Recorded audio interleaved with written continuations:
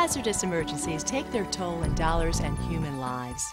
While some losses are unavoidable, adding shelter-in-place to emergency plans can help businesses cope with a fast-moving toxic cloud when there isn't time to evacuate. No one can predict the exact conditions or who will be around at the time of a hazardous chemical release.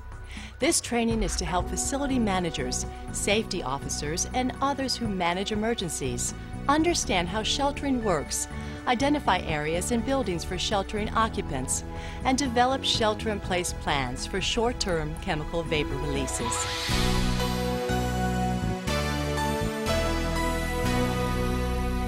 Sheltering in place is a standard protective action that has been used throughout the United States for years. Fire departments and emergency managers have used sheltering in place for toxic fumes from chemical plant fires to railroad tank spills. You might be asked to shelter in place because of an accident today. Your business may already have an all hazards or business continuity plan that includes evacuation as a protective action. Adding a shelter-in-place strategy can increase your options for protection during emergencies. To help you understand shelter-in-place as a protective action, we will describe why sheltering-in-place works, when sheltering is appropriate, how to integrate shelter-in-place with existing emergency or contingency plans, how to select and prepare appropriate shelter spaces in your building, how to identify the tasks associated with the shelter-in-place process, and what to do when sheltering is terminated. The protection offered by sheltering against airborne clouds of hazardous substances can be substantial. For particular clouds of long duration, such as outdoor air pollution, pollen and soil particles, concentrations inside buildings are generally 10 to 50% of the outdoor air concentrations. For clouds of short duration, 15 minutes or less, the exposure may easily be as low as 5% of that outside. Once the cloud with hazardous materials has passed, the concentration that has built up inside the shelter decreases with time. However, occupants must exit or vent the shelter to prevent further exposure. The concentration of contaminated air within a shelter relative to that outside depends on the rate at which air is exchanged with the outdoors, called the air exchange rate, the removal of the contaminant as it passes between the outdoors and the shelter, and the deposition rate of the contaminant within the shelter. The air exchange rate will vary depending on the shelter's volume, the tightness of the doors and windows, the existence of vertical routes such as chimneys, flues, and elevator shafts, whether heating, ventilation, and air conditioning systems are operating, the indoor-outdoor temperature differences. The greater the difference, the higher the infiltration rate, wind speed and the orientation of the building to those winds, as higher wind speeds increases the infiltration rate, and the sheltering of the structure by surrounding trees and buildings. The amount of contaminant filtered out as air enters the building is affected by the tightness and fit of the doors and windows, the size of the contaminant if a particulate, the velocity and turbulence of the airflow within the shelter, and the area and nature of the shelter's interior surfaces. A contaminant will remain in a building for the same reasons unless the structure is vented thoroughly. Preparing to shelter in place is relatively easy. The key pieces to an effective shelter-in-place plan are preparation, teamwork, and practice. Why would a business develop a plan to shelter in place? Because sheltering in place is quickly implemented in a fast-paced event when evacuation would take much longer. It provides temporary protection from airborne chemical clouds, which pass by in less than an hour. It's preferred when weather conditions are unfavorable for evacuation. It's less disruptive to your business processes, and it's often less costly than evacuation. However, if the chemical release will last several hours and everyone can leave the area before the hazardous cloud arrives, it's better to evacuate. If the cloud has a high concentration of vapors that are flammable, explosive, or that react dangerously with common substances like water, officials may order evacuation anyway. So, what about liability? Liability and insurance concerns should be discussed with your attorney or insurance representative during the initial planning stages. These issues are too complex and situation-specific to be resolved here. So we should be concerned about dangerous chemicals released in the air. I've thought about other hazards, but not much about that one. Not too many people consider the implications of airborne hazards until they experience such an event. But managing a business involves anticipating risks and identifying vulnerabilities to safeguard personnel, products, and operations, and then seeking to reduce the impacts of hazards. And in today's world, hazards that once happened accidentally may now be intentionally created.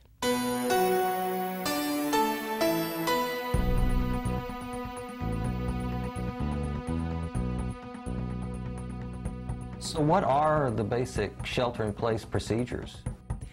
Basically, shelter-in-place means stop what you're doing and go inside.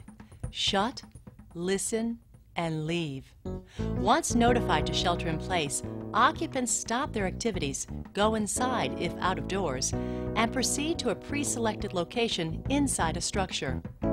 Everyone should be told that the building will be closed in a certain time frame, such as in 3 minutes, and that no one will be allowed in or out until authorities sound the all-clear signal. Attention everybody, the doors are going to be locked in 3 minutes. People then go to the pre-selected shelter areas.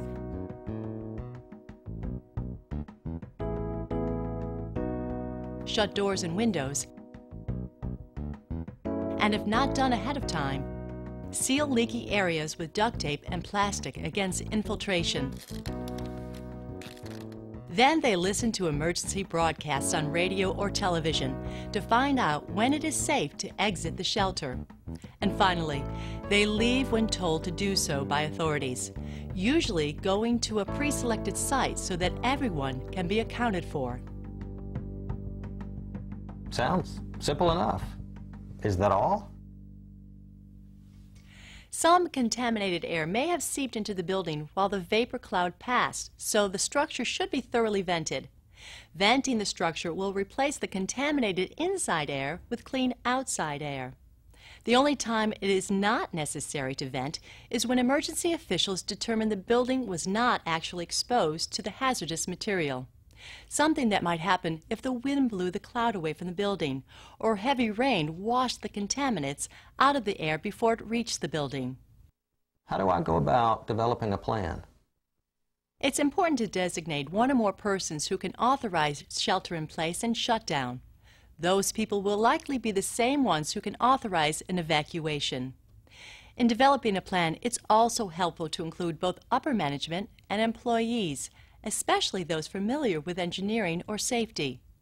This is because shutting down and restarting heat and air conditioning units can be a very complicated procedure, and there may be some critical operations that require special considerations.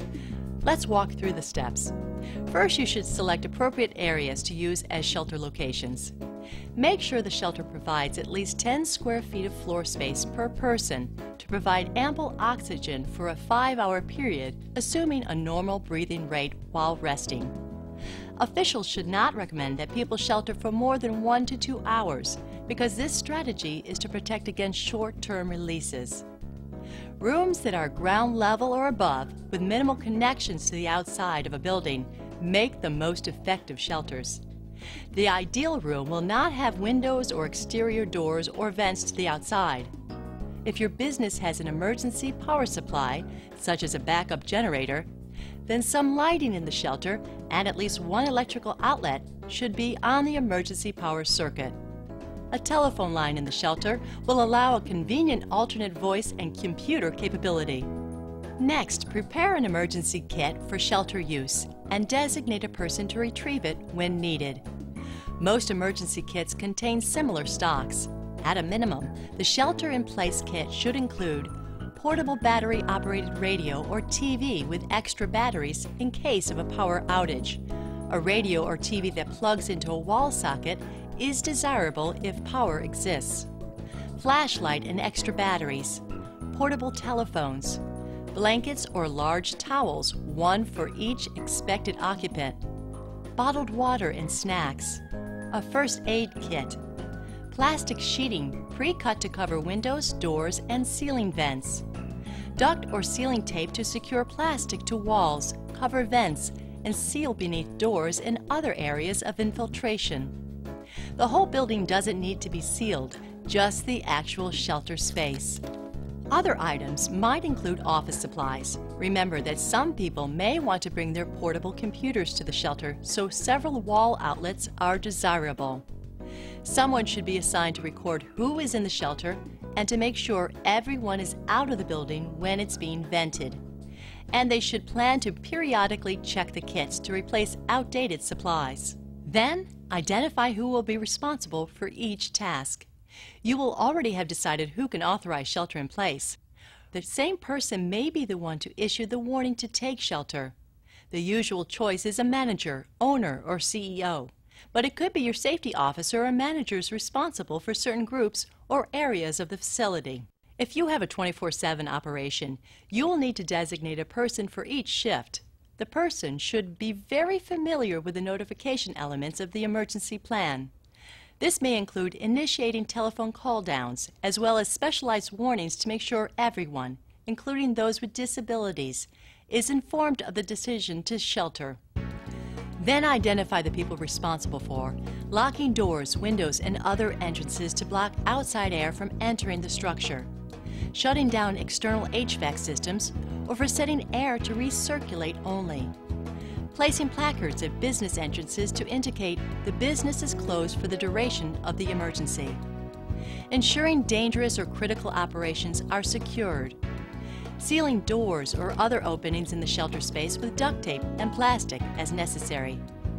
Accounting for persons in the shelter space and determining what to do if some employees, customers, or visitors remain unaccounted for. Monitoring official announcements advising when to leave the building and ensuring everyone sheltered evacuates to a pre-selected site. Venting the structure and determining when it is safe for employees to return to the building.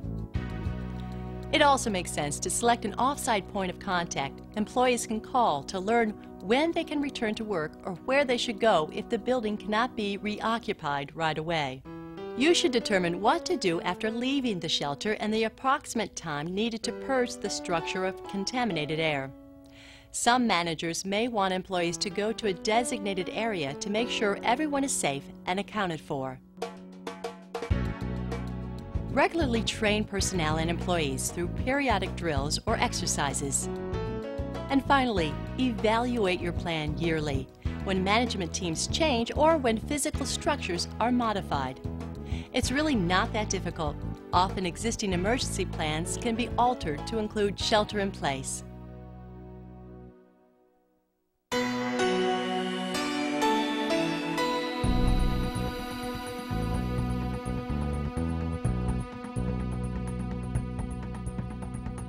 Who'll tell me to shelter people in my business?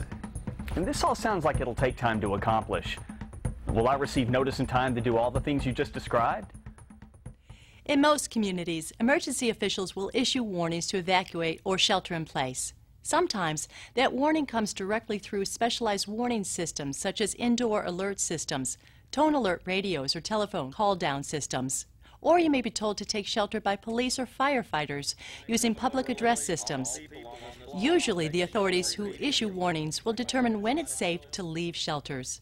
However, they may use other methods, such as broadcasting an all-clear message over the radio or local television station. That's why it's important to monitor local radio stations when you are in the shelter. Some hazardous facilities use sirens to notify nearby residents and businesses to shelter in place. Those same sirens may be used to signal an all-clear message when the danger is over. I can see some problems with getting my employees to shelter in place at work during an emergency. I mean, they'll be worried about their families. And what about the customers? Can we force them to shelter in place? You're right. A shelter plan for a business or commercial facility involves both planning and cooperation from employees. You probably can't force people, employees or customers, to stay in shelter in place. You'd better have a very strong and persuasive warning message prepared to get them to comply. Make sure everyone knows that after the building is closed, that no one will be allowed in or out until authorities sound the all-clear signal.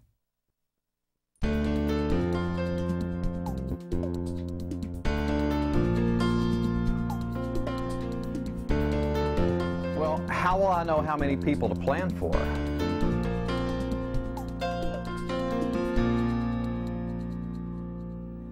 Well, you know how many employees there are, but customers are another matter. Consider using your marketing experts to determine average and extreme customer variations and peak loads. And you should decide whether walk-ins should be included in your plans. You may have to think about designating more than one room as a shelter. Are you really telling me that I can provide protection for people in this environment? Some commercial structures have characteristics that make sheltering in place more difficult. Drop ceilings, elevator shafts, pipes that penetrate exterior walls, or complex HVAC systems. Building engineers or the local fire marshal can help select the best space for sheltering in your building.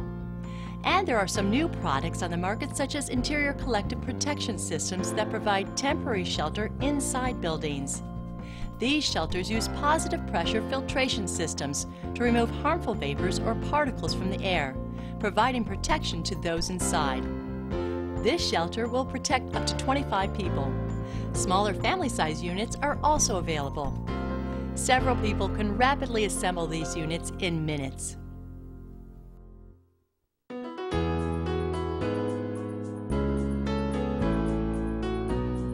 Would sheltering in place protect against a dirty bomb?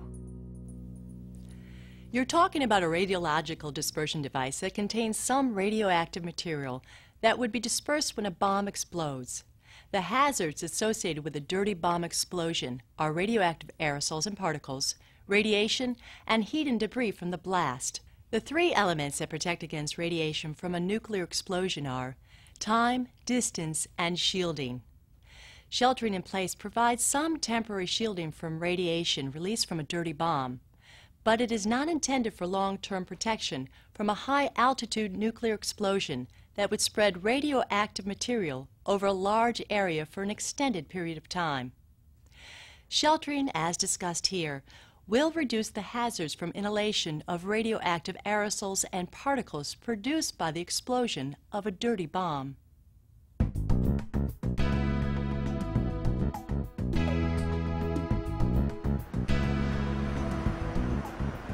You see, I can't just shut down operations on a moment's notice. It takes over a day to do that.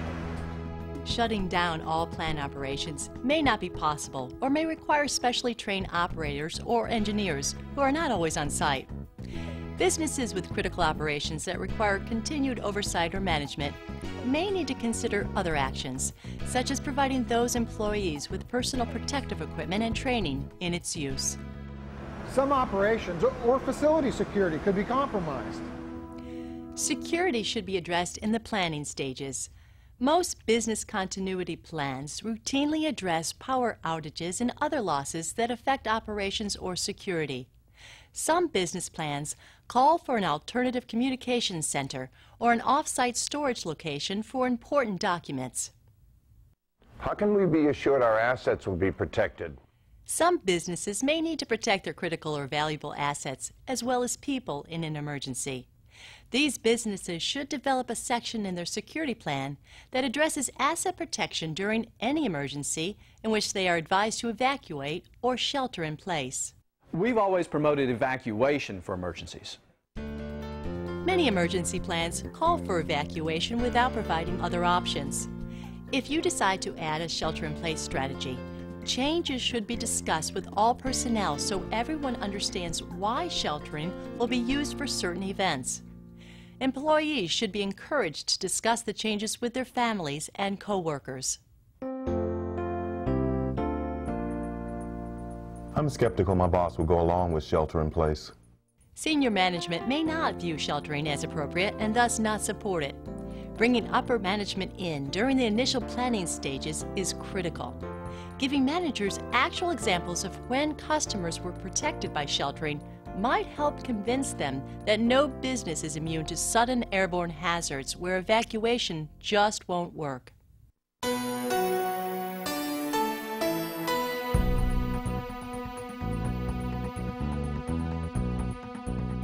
So can we do anything else ahead of time for sheltering in place? You could enhance the protection your building offers by systematically reducing air infiltration into the structure. Caulking seams, sealing around pipes, or adding airlock entry systems will slow the penetration of air into the structure and likely increase energy efficiency. Some facilities have elevated their HVAC systems above ground or moved them to a more protected location to keep them away from potential ground-level emissions. You can install special carbon filters to clean incoming air before it is dispersed into a building or recirculated. Others have installed single override switches for HVAC systems to be used only in emergency shutdowns. Such retrofitting measures may also reduce the facility's vulnerability to terrorist acts. If you do decide to retrofit your system, be sure to consult a qualified HVAC engineer. My daughter attends school near an Army post where chemical weapons are stored. The school library is overpressurized. How does that work? A pressurized sheltering system draws in and filters extra air so that the air pressure inside a building is slightly higher than that outside. The pressure of this additional clean air blocks contaminated air from seeping in. Pressurized shelters provide a very high level of protection against specific chemicals. In schools with such systems, students enter the designated overpressurized space and remain there with the doors sealed until the all-clear signal is issued. Unless there is an airlock entry, these systems are compromised if people enter the shelter after it is sealed. Parents are told not to retrieve their children because they are amply protected in this way.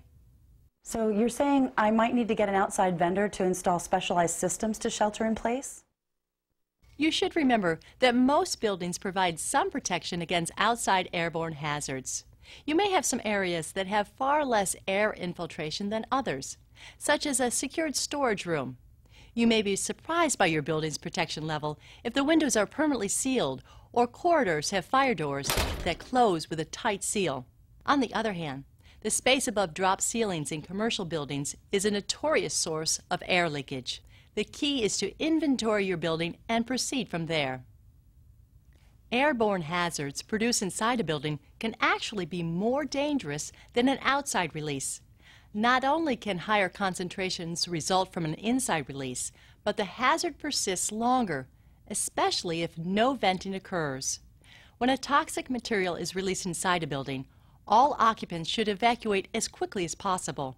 Sheltering in place is appropriate only if the hazard can be confined to a specific portion of the building away from the shelter area. So if I prepare to shelter in place, how will I know when to implement it? Should I get a detector? Reliable commercial detectors for chemical or biological warfare agents are not practical for businesses. You will likely have to rely on emergency officials to advise you when to implement shelter in place. The Army and local communities involved in the Chemical Stockpile Emergency Preparedness Program, or CSEPP, had developed state-of-the-art systems to rapidly warn surrounding residents and businesses of a vapor release of a chemical warfare agent. Many communities also have call-down or reverse 911 warning systems to alert specific facilities of emergencies.